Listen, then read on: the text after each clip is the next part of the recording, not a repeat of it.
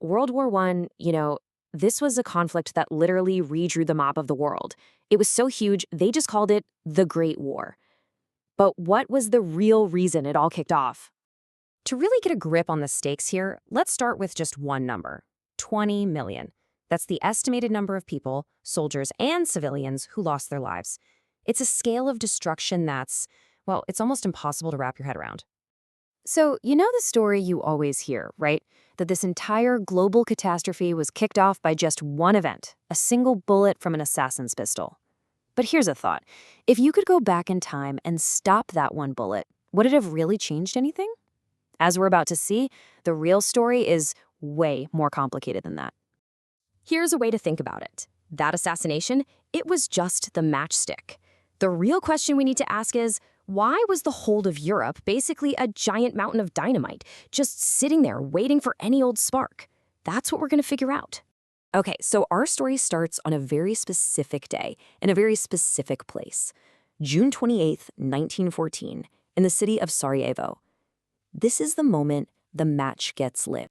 So the target was Archduke Franz Ferdinand. He was the heir to the entire Austro-Hungarian throne. And the assassin? A 19-year-old student named Gavrilo Princip, part of a revolutionary group called Young Bosnia. Now, their goal wasn't just chaos. It was all about nationalism.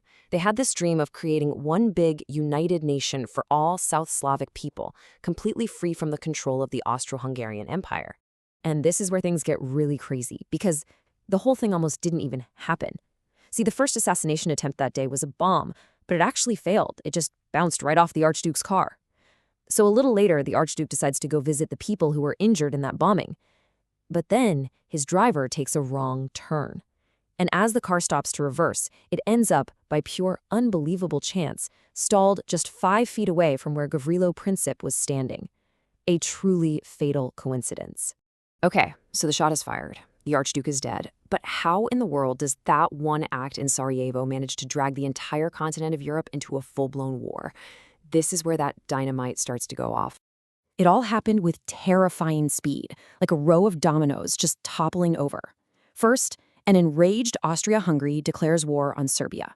Then Russia, which saw itself as the big protector of all Slavic peoples, mobilizes its army to defend Serbia. That triggers Germany, who's allied with Austria-Hungary, to declare war on Russia. Well, that brings in Russia's ally, France. And then finally, the United Kingdom jumps in to support its allies. They actually called it the chain of friendship, but really, it was a chain that shackled every single one of them to war. And boom, just like that, Europe is basically split right down the middle.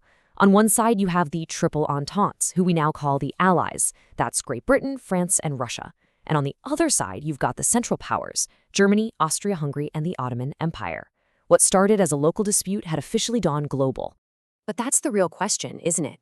A system of alliances explains how the war spread so fast, but it doesn't explain why these incredibly powerful countries were so ready, I mean, you could almost say eager, to jump into a fight.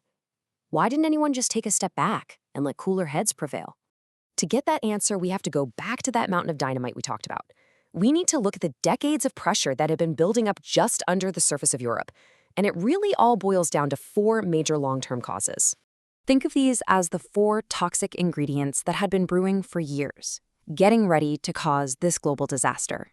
A really aggressive kind of nationalism, a ruthless competition for empire, a totally out-of-control arms race, and of course, that tangled web of alliances we just saw snapshot.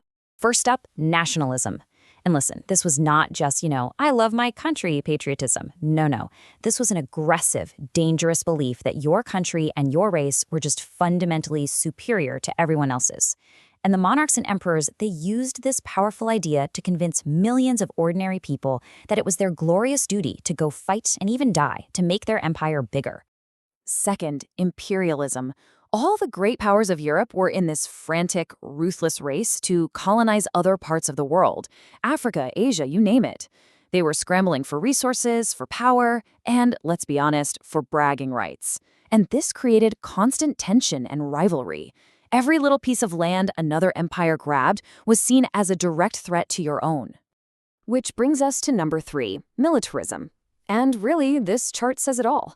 To back up all their imperial ambitions, these nations were building up massive armies and navies.